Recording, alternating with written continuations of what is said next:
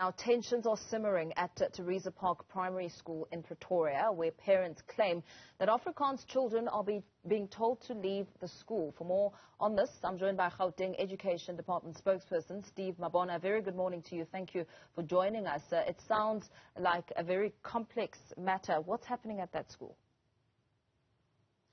Good morning, Paul, and all our viewers.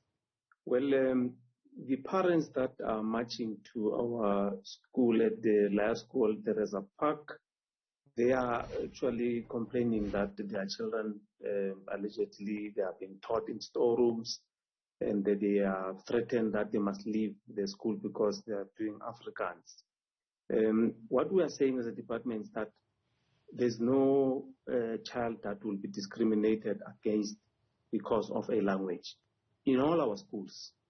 And so the grapevine that they have, it's not an official stance of the department that we're going to chase away learners that are doing Afrikaans in that school.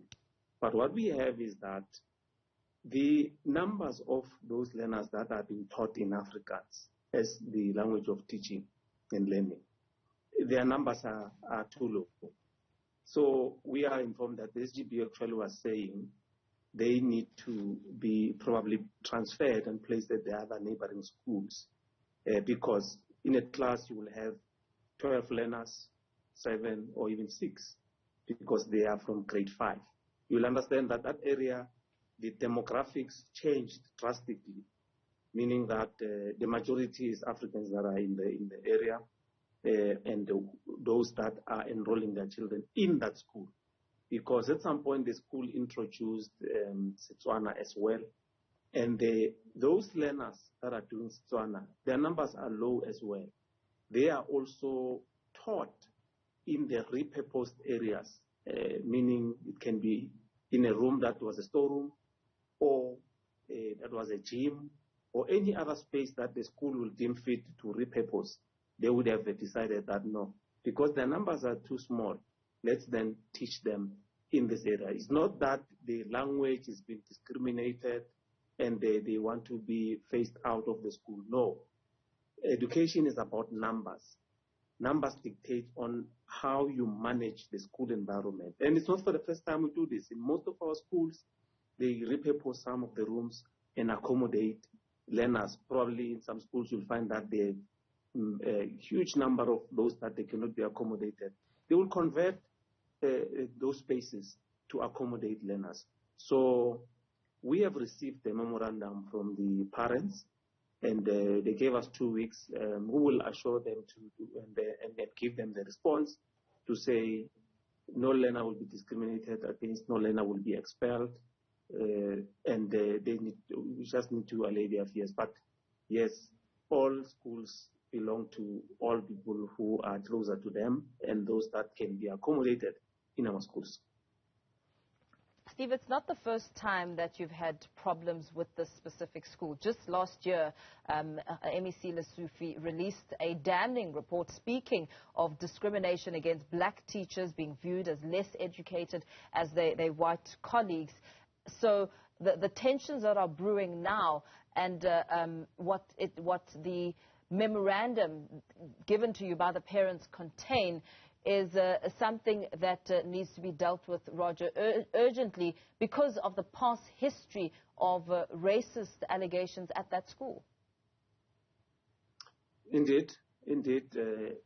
We are doing that. We are attending to them. That's why we went to the school to accept the memorandum and understand on what is it that they are saying. But yes, I mean, the school had problems previously, but you will remember that we went there and investigated, and recommendations are being implemented. As I'm speaking to you, the principal that was at that school, she was then transferred precautionary, and we have an acting principal there. So these are not the same issues, but yes, indeed, they need to be attended to, because we were saying to the SGB, we need to work together. Let's not bring animosity, between the parents. Let's make sure that we are accommodative. But yes, the SGB genuinely said, look, their numbers are too low, and we feel that they can be transferred. But as a department, we cannot be perpetuating any discrimination of any learner on the basis of language. That's why we are even saying to those single medium African schools that are putting their foot down to say they are not going to introduce English classes. We are saying if demographics changed in an area, introduce an English class, probably one or two, accommodate other people so that our children can be together. I mean, MEC will tell you that children play together. So why can't they be in the same schools? So we are the last people to can perpetuate that learners must be discriminated against because of language. And that's what these parents are saying, to say we want to do away with Afrikaans. We are the last people to want to do away with Afrikaans. We are for non-racialism. We're actually for transformation. All our schools belong to our children. So that's what we are saying as a department. So within the memorandum that you have, you make mention of parents saying that they want to do away with Afrikaans. What are some of the demands that that memorandum contains? No, it's to say their children must not be discriminated against. They know that the department is, or the school is phasing out Afrikaans, and their children are taught in a storeroom. So as a department, we want to dispel the storeroom factor, that a room is repurposed. Whether it was a storeroom, it was a gym or a kitchen or any other space that we feel that we can repurpose. It's done across our schools, basing ourselves on the demand, and we will then do that. So if it was a storeroom, yes, but now it's converted. It's a teaching room. What is important is for an educator to be in front of a child and teach.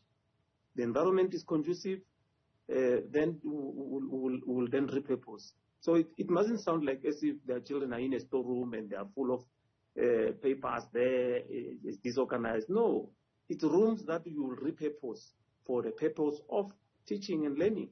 And if we happen to do that, we will, because the demands are so high in our environment that people lost jobs in the private sector. They want to come to us. They can't take their children in the private schools. We must accommodate.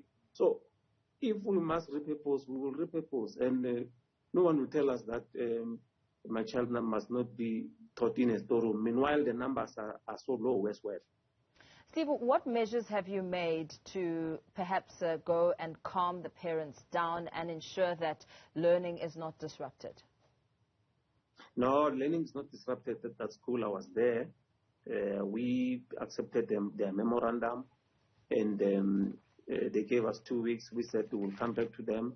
But I know on Monday, SGB district, there's a meeting on Monday evening with the parents. They will iron out all those concerns, but as a department, we will not perpetuate any discrimination against any child. So, well, they were calm because most of them left, but there was a few that left, which did not believe when we say we will not perpetuate that. But then because there's a feeling that this was it's large school, it was an African school, we like there's vengeance. We want to do away with Afrikaans, and we will not do that.